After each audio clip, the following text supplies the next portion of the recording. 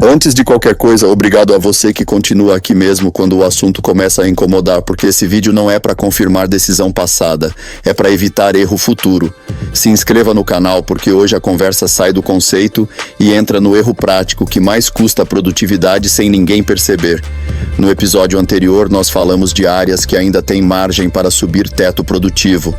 Hoje vamos falar do que acontece quando o produtor acerta a leitura da área, mas erra na forma de intensificar quimicamente. E vamos falar com exemplos claros. Começando pelo mais comum de todos, subir cálcio rápido demais.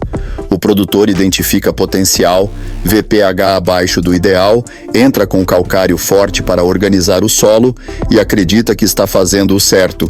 Só que quando esse aumento de cálcio acontece de forma concentrada, ele começa a inibir magnésio e potássio na absorção, mesmo que esses nutrientes estejam presentes no solo. No laudo, tudo parece equilibrado. No campo, a planta começa a perder eficiência fisiológica. Colmo mais rígido, mas metabolismo mais lento. Raiz presente, mas menos ativa. Crescimento que acontece, mas sem explosão produtiva. O produtor olha e não entende.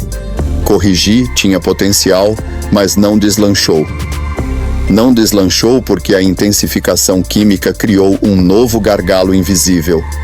Manejo químico não é empilhar correção, é manter relação funcional. Área com potencial aceita a construção, mas não aceita atropelo. Outro erro clássico aparece quando o produtor tenta empurrar produtividade com fósforo em área que já tem estrutura química montada. A lógica parece simples. Fósforo estimula raiz, energia, arranque. Só que quando o fósforo sobe além do ponto funcional, ele trava micronutrientes como zinco, cobre e manganês, mesmo em solos que nunca tiveram problema de micronutriente. O resultado é traiçoeiro.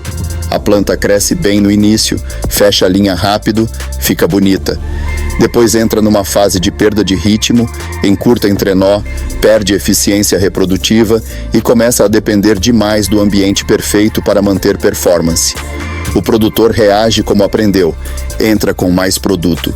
Só que o problema não é falta, é bloqueio induzido pelo excesso. Isso é manejo químico mal calibrado, não solo ruim. Área com potencial para subir teto não precisa de fósforo alto, precisa de fósforo funcional, em equilíbrio com o resto do sistema. E isso só se enxerga quando o produtor para de olhar nutriente isolado e passa a observar resposta sustentada da planta. Agora vamos para um erro ainda mais comum em áreas boas. Exagero em potássio buscando tolerância a estresse. O raciocínio é conhecido. Mais potássio, mais resistência ao calor, mais enchimento. Só que potássio em excesso desorganiza a absorção de magnésio e cálcio, principalmente em solos já corrigidos. O resultado não é imediato. A lavoura aguenta um estresse, aguenta 2, mas começa a perder estabilidade fisiológica ao longo do ciclo. Folha queima mais fácil, metabolismo oscila, eficiência de enchimento cai. O produtor sente que a área não aguenta mais como antes e não entende que foi o próprio manejo químico que criou isso. Potássio não é vilão, mas excesso em área que já responde vira sabotagem silenciosa. Área com potencial precisa de ajuste fino, não de carga bruta. Quando a intensificação ignora antagonismo, ela consome o próprio potencial que queria explorar.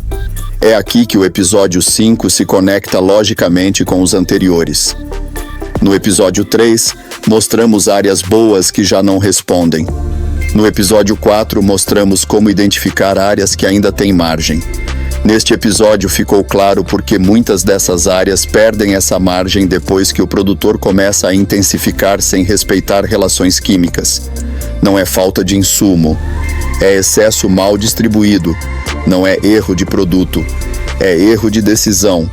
Manejo químico maduro não pergunta quanto dá para subir, pergunta o que acontece quando eu subo. E quem entende isso para de buscar resposta imediata e começa a construir produtividade sustentável. Nos próximos episódios, nós vamos avançar ainda mais nesse nível prático. Como ajustar relações ao longo do tempo, como corrigir excessos sem travar sistema e como usar pequenos ajustes para recuperar eficiência sem aumentar custo. Isso não é teoria, não é promessa e não é fórmula pronta. É campo, erro real e decisão ajustada. Se inscreva no canal, porque essa sequência é para quem quer parar de perder produtividade, fazendo o que parece certo e começar a ganhar resultado entendendo como o sistema realmente funciona.